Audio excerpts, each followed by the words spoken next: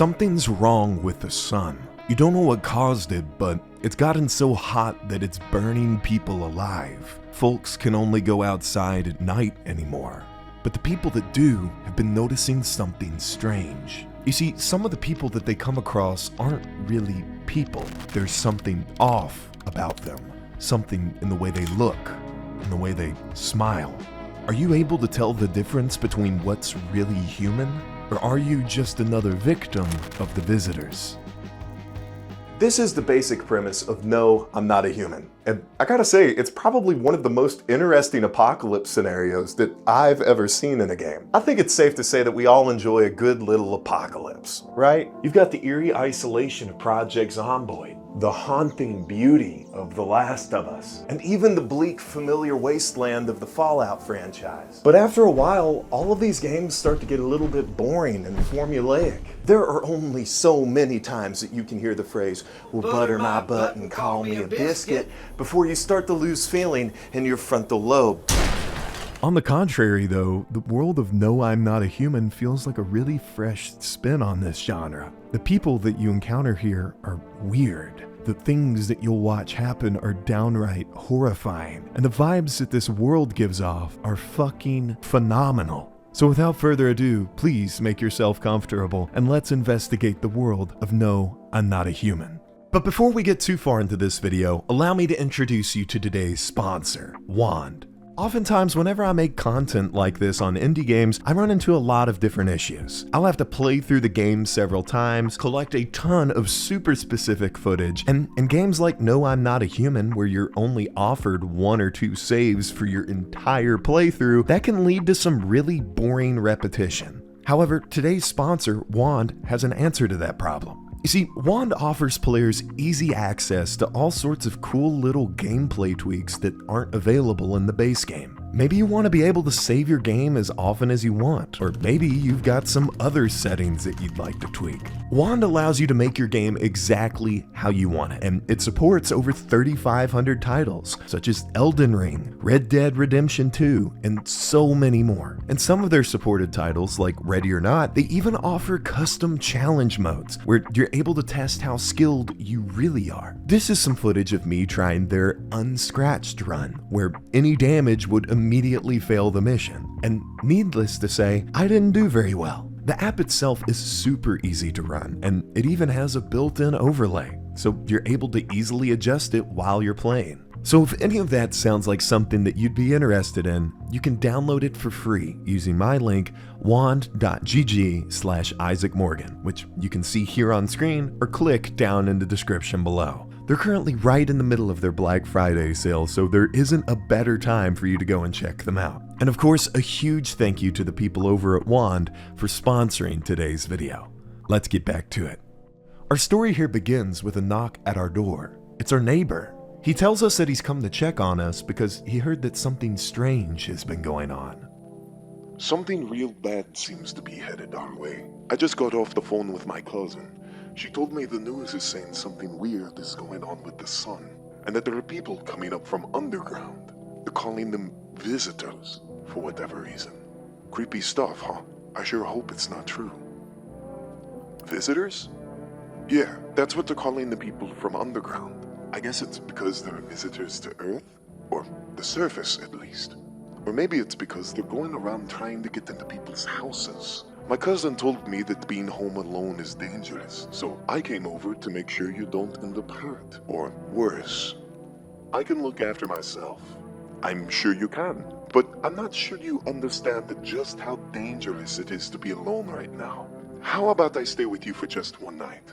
Well, just in case. It would really help to put my mind at ease. Don't worry about my family. A good friend of mine is staying with us right now. He's looking after them while I'm here. Great. Let's continue this conversation in the morning then. See you in the morning. We'll awake the next morning to a breaking news bulletin on our TV, where the anchor seems to confirm everything that our neighbor told us about the night prior. At 6:28 this morning, scientists noted a powerful emission from the sun, and temperatures outside have now reached critical levels. In fact, it's gotten so hot that the country's declared a state of emergency, and people are being told to shelter inside during the day. Notably absent from this report, though, is any mention of this visitor phenomenon, and we start to wonder if perhaps it's just a rumor. However, if we listen to a nearby radio in our hallway, we'll start to get a much different picture of this situation. You've reached Emergency Services Dispatch. How can I help you? People, they're burning. Okay, can you please describe what you're seeing? Is there a fire? No, it's the sun. They're burning up in the sun. Sir, I'm going to have to ask you to please follow the current government recommendations. Do not leave your house until dark. No, that guy haunts the streets at night. The pale one. He's not human. Now, this broadcast is obviously unsettling to listen to, and at this point, our imagination starts to run wild with what these creatures must actually look like. After listening to this call, though, we'll make our way over to talk about it with our neighbor. Damn, so it's true after all. Well then, everything I said makes sense. Don't go outside during the day, and you have to remember to let other people in. Why would I let strangers into my house? My cousin doesn't know why we can't just bunker down by ourselves, but she mentioned that if anyone comes and asks if you're alone, say no and tell them someone's in the house with you. He goes on to say, I'm afraid all we can do now is try to survive. And after this, he'll leave to go back home with his daughter. Once we're finally by ourselves here, though, we're introduced to the primary gameplay loop of this game. Essentially, the way it works is we'll listen to people's stories as they arrive at our door, and after hearing them out, we get to decide whether or not to let them in. Then, during the daytime, assuming everyone is still alive, we'll perform a variety of tests on people to make sure that they aren't visitors. Now, something that I really enjoy about this game is how everybody that you encounter looks just a little bit off. If you go around in this game trying to judge people based purely on their appearance, you're gonna have a really bad time, because every single person that you encounter here will look like a little freak. And what is that, Among Us? Putting that aside though, this is the point where we'll actually start that process of inviting different survivors into our home. And some of these people will actually start to share some details with us about what they've seen going on in the world outside. One of the guests, a bizarrely tall man, mentions that he came from a pocket of survivors held up inside a local bar, but says that they kicked him out after an argument between them turned heated. Another survivor says that she was hiding inside of her own home, but that she had to escape after visitors made their way inside. And although we had heard rumors of the visitors from our neighbor and on the radio, this woman's account seems to be our only bit of first-hand testimony that we've seen thus far. Now, it's also worth mentioning here that on night 1, we'll also see the first of the many random guests that we can encounter. Essentially, the way it works is the game pulls a character randomly from a pool of about 40 or so, which can be anybody from a moody teenager to Daniel Larson. Regardless of who we see here though, we don't really know what the signs of visitor are just yet. So instead of dooming these folks to an early death outside, we'll allow them to shelter with us until we learn a bit more. Waking up the next morning, we can listen to another news report, this time stating that the sun's temperature has been rising even more. In addition to this, the host mentions that the murder rate over the past few nights has been skyrocketing, and that the suspected cause of this is the new visitor phenomenon. It seems that now we're finally starting to get widespread confirmation that the visitors are in fact real. The host goes on to say that researchers have been compiling symptoms that we can use to tell visitors apart from normal people, but the only one that they've found right now are perfect white teeth. As the game progresses each day, these reports will give us new symptoms that we can check for, such as bloodshot eyes or dirty fingernails. However, this raises a really important question. How many symptoms must one exhibit to be called a visitor? Maybe somebody forgot to wash their hands or didn't get enough sleep, and now their fingernails are dirty and their eyes are bloodshot. Can we really bring ourselves to kill someone over something that small? When checking the people that we let in earlier, we'll face this dilemma firsthand, as the woman that we let in before mentions that she just had her teeth fixed, and when she shows them to us, they're just as the news described, white and perfectly aligned. Should we really consider this woman a visitor just for taking care of her teeth? For now, we won't do anything drastic, as it's still too early for us to know for certain if someone really is a visitor.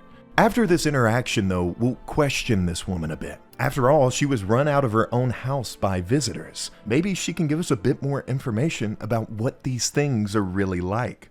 I remember like it was yesterday. I'd just gotten fired, and all I wanted was to go home, climb into bed, and cry my eyes out. But when I got there, I saw a bunch of boots. I thought maybe my roommate had some friends over or something, you know? So I went up to her room to find out what she was up to. But as I got closer, I started hearing a strange sound. But I decided to take a peek, quiet-like, and see what was going on in there. I was only able to catch a brief glimpse of my roommate lying motionless when suddenly some grubby guy grabbed me from behind and said, "You can't go in there. She's not well." Then he pulled me away and sat me down at the table. I wanted to leave, but I was paralyzed by fear. Then I need to lie down. My stomach is doing somersaults. Ugh. After hearing this, we decide to let the woman rest and see if we can get some more information out of her tomorrow. Based on whatever random NPC you encountered the night prior, you'll also be able to hear some different stories about the visitors. However, one of my personal favorites comes from the Gravedigger. When we first meet him, he tells us about how a new client ordered a grave from him. But instead of leaving, the client just stood there and watched the undertaker work. Eventually, after enough digging, the undertaker hit something, but instead of a rock or a root, it was a hand reaching out from the soil. And as it turns out, this thing that he hit was a visitor crawling up and out of the earth. I ran like hell and didn't look back. Didn't dare go home. Figured it's safer in a crowd. Anyways though, after these conversations, we'll have the ability to call our neighbor on the telephone and see how he's been doing. He mentions to us how his daughter has been begging him to take her outside, but now, because of the sun, he can't take her out during the day anymore. So to try and bring this child a bit of normalcy, he takes her out on walks at night. Dangerous, I know, but what else can I do? Later that night, we can watch as the two play in the field next to their house. And for a moment, it seems to make them forget about the chaos around them. However, before a smile can even begin to creep on our face, we'll be hurled back into reality, as when we check the other windows, we'll uncover something horrible. You see, the night prior, the path behind our house was occupied by a group of teenagers passing the time. But if we look out there again tonight, we'll see that something has killed all three of them, and it's happened so recently that their blood hasn't even dried yet. Whatever killed these kids is still close by, and when we check out our last window, we'll find the culprit. A man as pale as death is standing on the footpath. There are strange folds in his skin. It's as though his flesh is the wrong size for his body. You can't see his eyes from here, but you can feel his gaze boring into you. You suddenly feel a sense of deep fear and pray that the terrifying visitor passes by your house. Now this is the first encounter that we'll have with the visitor known as the Pale Man, but unfortunately for us, it won't be our last. So tonight, we decide to judge people with a bit more scrutiny, because it's clear to us that the visitors are out and about. The next day, we'll wake to the morning news, where the anchor informs us that the heat is only continuing to rise, as are the sightings of the visitors. As a result of all of this, the government has now formed the Federal Emergency Management Agency, or FEMA, to deal with the situation, and will be able to identify these men by the bright yellow hazmat suits that they wear. The Bulletin also runs a segment on that pale man that we saw the night before, and they say that he apparently only attacks people who are alone. Eyewitnesses describe him as a very pale, middle-aged man with black hair, slender build, wearing only a single pair of pants, which is an exact description of the man that we saw outside of our home. It seems we should count ourselves lucky that he decided to pass our house up. When we go to check on our guests this morning though, we'll find something else horrific. The tall man that we let in on our first night has been butchered, and what remains of him lie in 3 trash bags in the middle of our living room. As we check in on all the others, only one of them seems to show multiple signs of being a visitor, the woman. And acting on this suspicion, we'll ask her to finish her story about her encounter with the visitors. I sprinted for the exit. It was like the fear gave me strength. I just ran and ran. I ran and never looked back. Well, I did until my legs gave out and I collapsed. Why didn't the sun burn you? I don't remember. I must have spent the whole night just lying there on the ground, and then... That's odd. I could have sworn I remembered everything that happened to me that day. Hang on, you don't think I might be a visitor? No, that can't be true. I remember my whole life. My childhood, my mom and dad. No! I'm not a visitor, right? Tell me, I'm not a visitor. I don't know. Why would you say that? Oh my God. And since this woman fits all of our criteria, and she can't vouch for herself, we have no other choice but to shoot her. And as it turns out, she was in fact a visitor, hiding within our own walls. After this though, we'll call our neighbor again to see if things are any better over where he is. Given everything that we've seen thus far, he's really the only person that we can trust anymore. He talks about how he saw the dead teenagers outside, and how he was wrong about how dangerous it really was. He says that he didn't notice the bodies until he was already outside playing with his daughter, and for a while after that, he goes silent. God, I'll never forgive myself if something happens to her. She's my whole world. Who killed them? It was that pale, tall thing. I thought it only killed the people who stayed inside. I thought I had it under control. I figured if I ever saw that silhouette, we'd head straight back home. But I didn't think about what else she might see. Is your daughter okay? I don't know. With all of those weeds, I was hoping she didn't know this. But back at home, she said she saw a face in the grass. After listening to this story though, we'll wish him the best before hanging up the phone. That night, we'll wake up to a loud pounding at our door. But before opening it, we decide to check our windows just to be safe. Surrounding the entire house are men in hazmat suits. It appears that FEMA has finally made their way into our neighborhood. Perhaps they can give us some supplies or tell us more about what's going on. But when we open our front door, we're met with something else entirely. The Pale Man. Howdy. I am not letting you in. Is your door nice and sturdy? You never know what might happen to it. You understand. I've got a gun. Delicious. Despair gives courage to the coward, yes. So, you alone? A wicked smile comes over the thing's face. If we aren't alone and we still have guests in the house with us, then the visitor backs away and leaves. But if we tell him we are alone, or worse yet, he learns that we're lying to him, then things are much more brutal.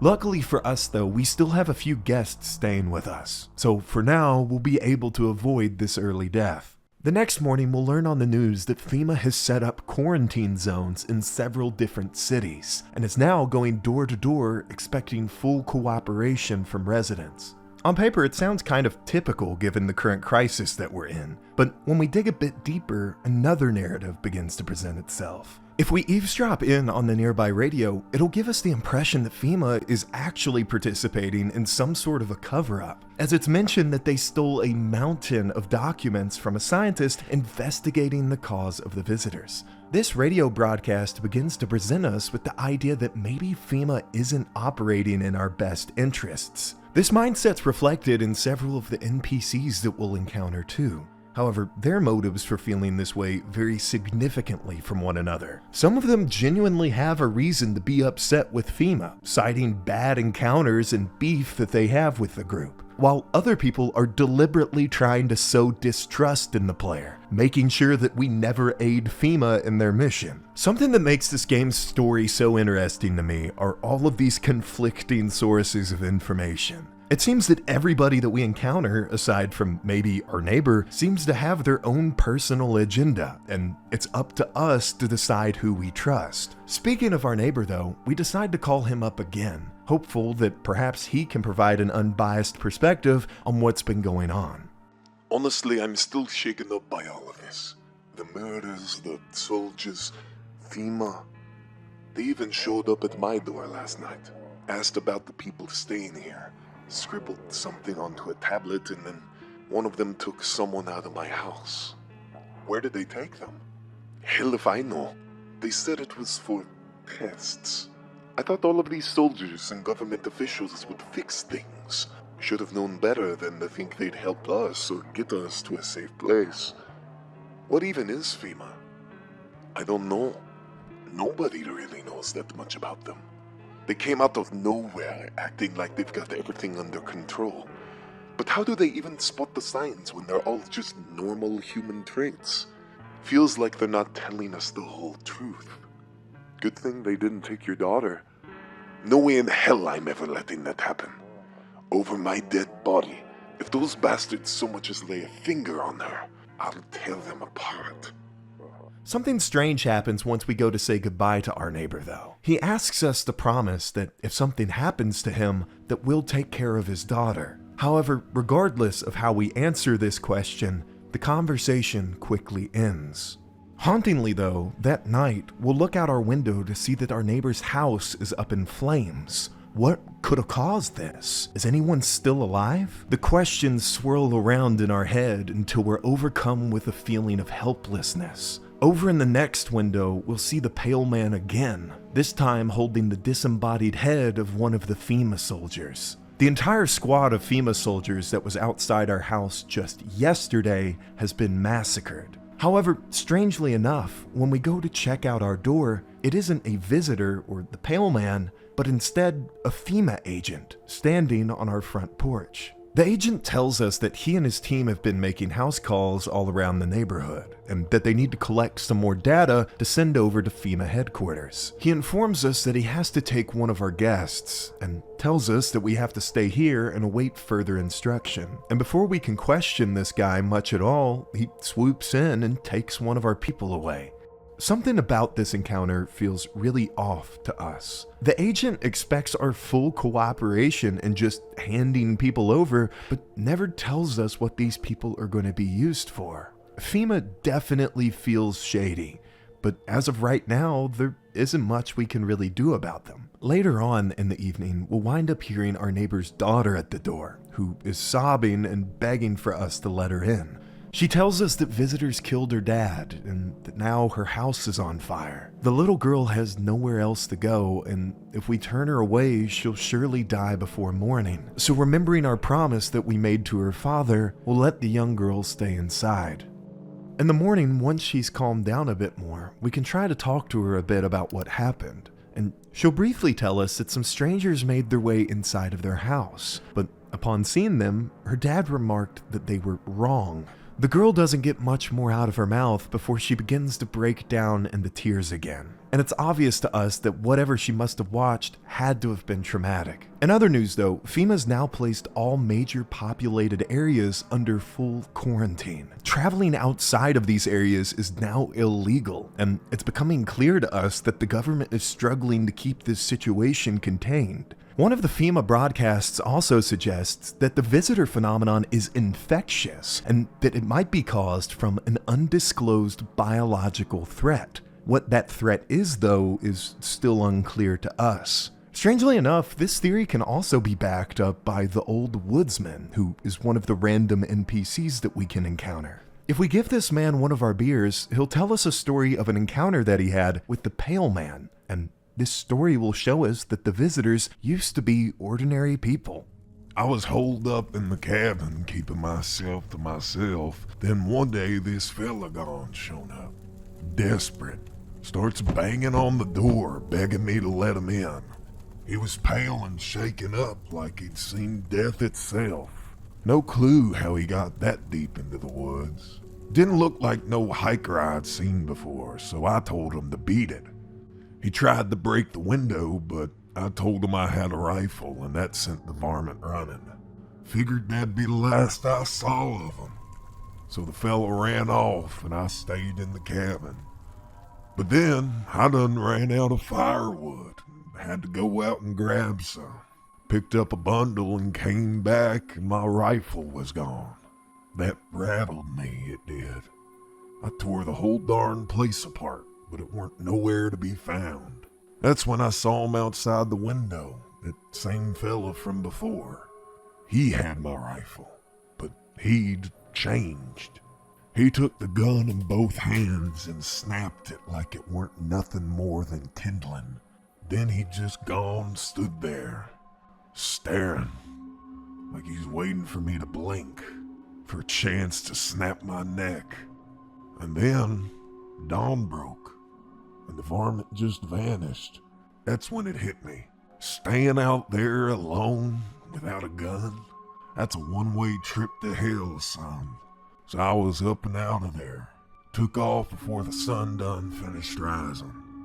The Woodsman's story seems to paint a much better picture of what the visitors actually are. They used to be human, but something here has corrupted them. Likely the same biological threat that FEMA's been mentioning on their broadcasts. This theory would also align with the Crooked Woman's stories, and it could explain why she didn't know that she was a visitor. During her story, she'll tell us that the men who invaded her apartment began touching her on her arms and shoulders. At the time, it didn't seem like anything too sinister, but looking back on it now, maybe these men were trying to spread the contagion over to her. I think it's obvious that these visitors were beyond capable of killing this old woman, and I don't think them letting her get away was an accident. Maybe they allowed her to escape, knowing that they had already infected her. After all, with nowhere else to go, this woman would likely seek out other survivors, and this could allow the contagion to spread even more. This theory would also explain why the woman collapsed and was able to survive in the sun. A normal human would have burned to ash in the midday heat, but oddly enough, this woman remained just fine. It seems that this phenomenon almost behaves like a sort of disease, and that it slowly replaces its host until there's nothing left. I think that we met the woman in the middle of this process, before the biological agent completely took over. It explains why she's a visitor, but still isn't a complete monster when we first meet her. Hopefully we'll be able to learn a bit more about it before it's all said and done. That evening, FEMA will return to our house again, saying that the results of their last test were inconclusive. They'll tell us that they need to take someone else from our house, but at this point, we're starting to get a little bit rattled about what's really going on behind the scenes up there. So we'll say, I'm not interested in these tests. You misunderstand. This is not a choice. One way or another, this is happening. The sooner you cooperate, the sooner it'll all be over. And just like that, they'll disappear back into the night with one of our guests. To make matters worse, shortly after this encounter, we'll be approached by the Pale Man again, who says, What do you think of that guy? That one in the suit? I don't know how to feel about him. Why feel at all? Everything's been decided for us. A blessing, wouldn't you say? Or do you want to fix it all by yourself? I'm doing what I can. And what exactly can you do?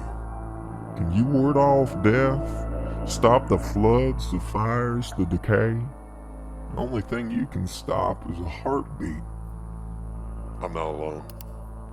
Still scrambling to survive in this new world, are we? Why? Dogs rule the world now, and only dogs will survive here. Life changed. You're falling out of rhythm. Next time we meet, things will be interesting. And just as suddenly as he came, the Pale Man vanishes back into the darkness. Now, something that really unsettled me during my playthrough was how the Pale Man could at any time just burst through our door and kill us. He's wiped out entire teams of soldiers, and there's no reason why he can't just burst down our door and do the same to us. It seems as though he's keeping us alive simply to toy with us, which is a horrific thought. What'll happen to us once he gets bored? Will he move on, or will he rip us apart just like he did the soldiers? Right now, we can't really say for certain. Over the next several days, though, we'll continue with the same sort of routine that we've grown accustomed to at this point. We'll let in some strangers, sort through those that might be visitors, and try our best to remain alive. We'll hear on the news that the intense heat from the midday sun has now led to large-scale wildfires all over the globe. And due to firefighters being unable to go out during the day, the fires have spread insanely quickly. Reports on the news and over the radio also suggest that there's growing chaos in the FEMA containment zones, with reports of explosions and gunshots being heard all over the city. To everyone that's listening, FEMA's trying to jam all signals to keep things under wraps. They want to hide everything that's going on in the city. They're trying to blame it all on that psycho who killed everyone in the quarantine zone. If you're still in the city, get out.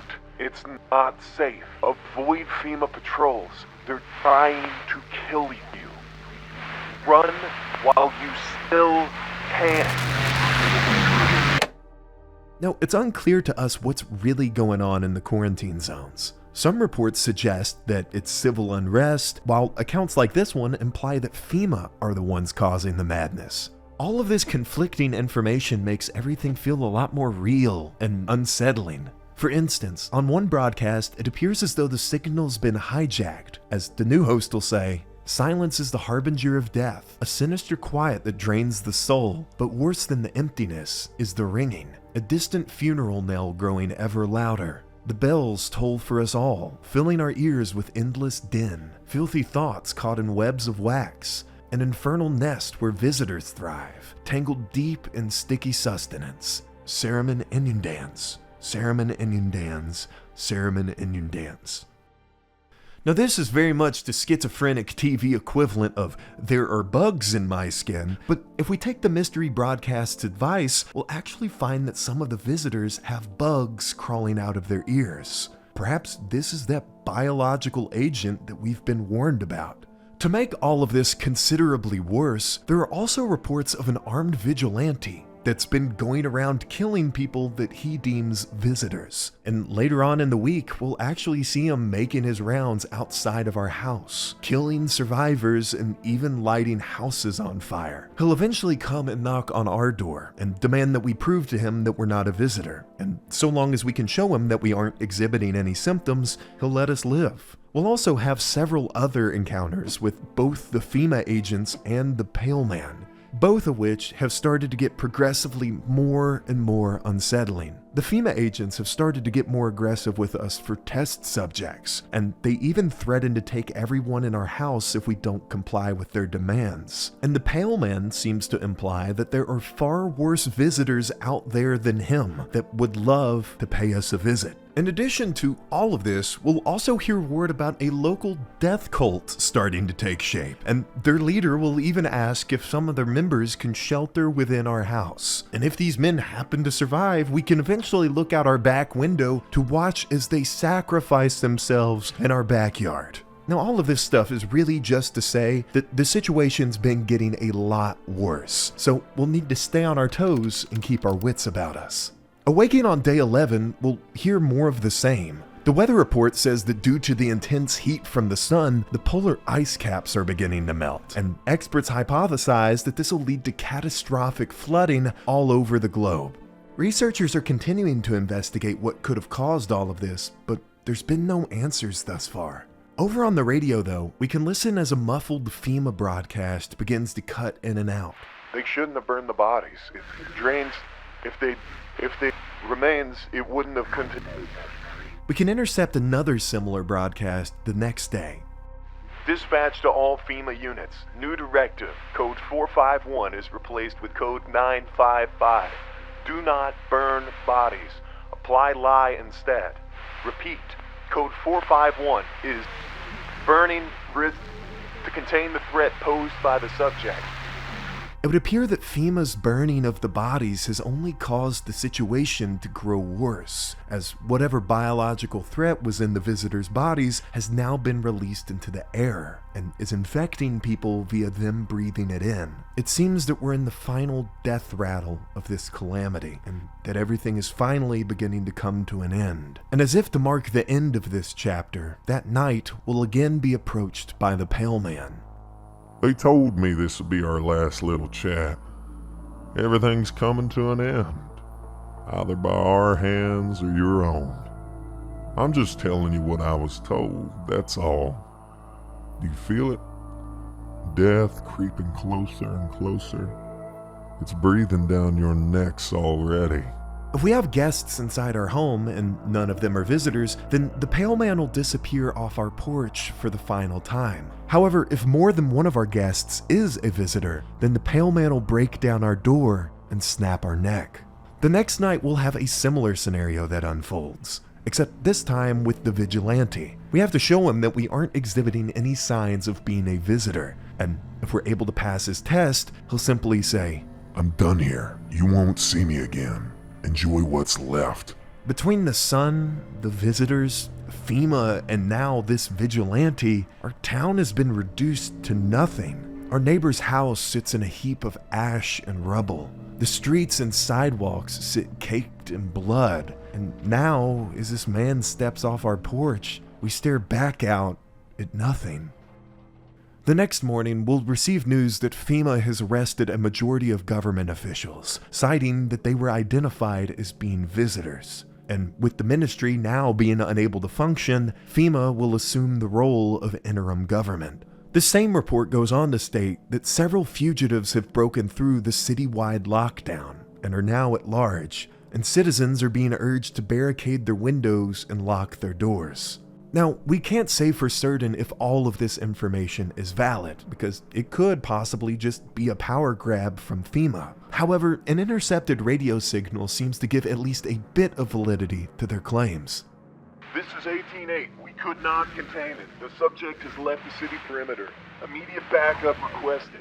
We need backup now. We cannot contain the subject alone. It isn't too long after listening to this that our character decides to board up their windows in some last-ditch effort to try and defend themselves. After which, we and the other survivors crawl into the basement to await the end of the world. However, curiously enough, that end never comes.